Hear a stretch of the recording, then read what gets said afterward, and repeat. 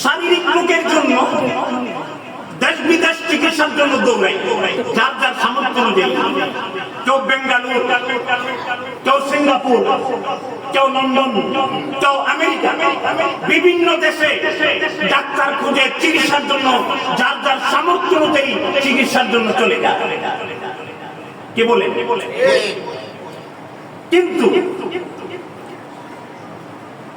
অবহেলিত এই পরিবেশে, বর্তমান পরিবেশে চলতে চলতে আমরা যে আন্তরিক রোগে রোগী, সেটার ফিলিংস, অনুভূতি হারিয়ে ফেলেছি।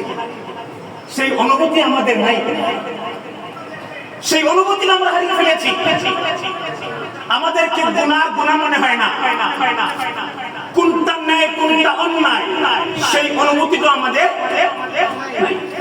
গুনাহ পরিবেশে চলতে চলতে আমাদের অবস্থাটা এমন হয়ে গেছে যে আমরা ন্যায় অন্যায়ের আর পার্থক্য করতে পারি না।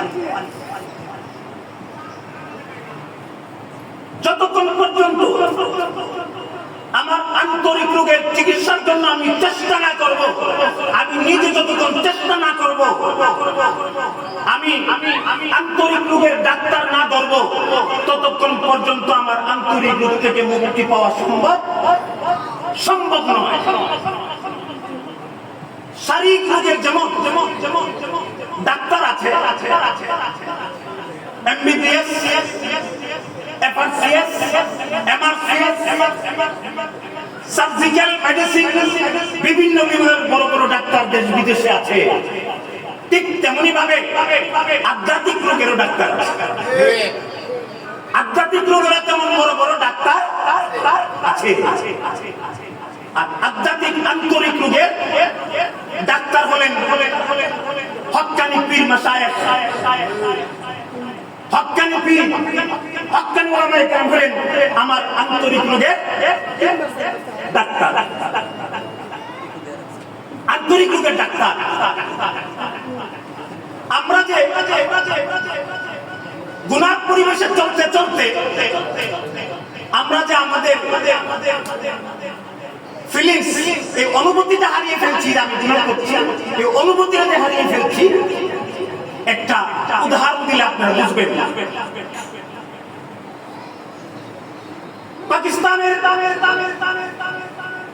শীর্ষস্থানীয় বুজুর্গ নয়, আন্তর্জাতিক মানের বুজুর্গ মুফতি শফি রহমাতুল্লাহ আলাইহির সুপুত্র সন্তান মুফতি তকি উসমানী দামাত বারাকাতুহু একটা উদাহরণ দিয়েছে। একটা ঘরে পচা গান্দা ময়লা আবর্জনা, এই দুর্গন্ধযুক্ত পরিবেশে একটা লোক বাস করে, এবং এই পরিবেশে বাস করতে করতে সে অভ্যস্ত হয়ে গেছে। আর আরেকটা লোক ভালো পরিবেশে চলতে চলতে সে দুর্গন্ধ সহ্য করতে পারে না। সে যখন ওই দুর্গন্ধযুক্ত ঘরে যখন সে প্রবেশ করতে চায়, দুর্গন্ধের কারণ সে রুমাল দিয়ে নাক থেকে ফেলে। যে ব্যক্তি দুর্গন্ধযুক্ত পরিবেশে বাস করে, তার ওই ঘরে বাস করতে তার কোন সমস্যা হয় না। যে ফিলিংস হারিয়ে ফেলছে, অনুভূতি হারিয়ে ফেলছে, অভ্যস্ত হয়ে গেছে এই দুর্গন্ধযুক্ত পরিবেশে চলতে চলতে, সে অভ্যস্ত হয়ে গেছে, এই জন্য তার কোনো সমস্যা হয় না।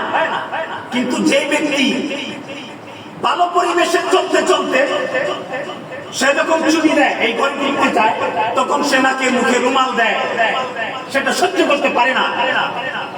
কারণ যে ব্যক্তি এই পরিবেশে চলতে চলতে অভ্যস্ত হয়ে গেছে, তার কাছে দুর্গন্ধ আর দুর্গন্ধ মনে হয় না।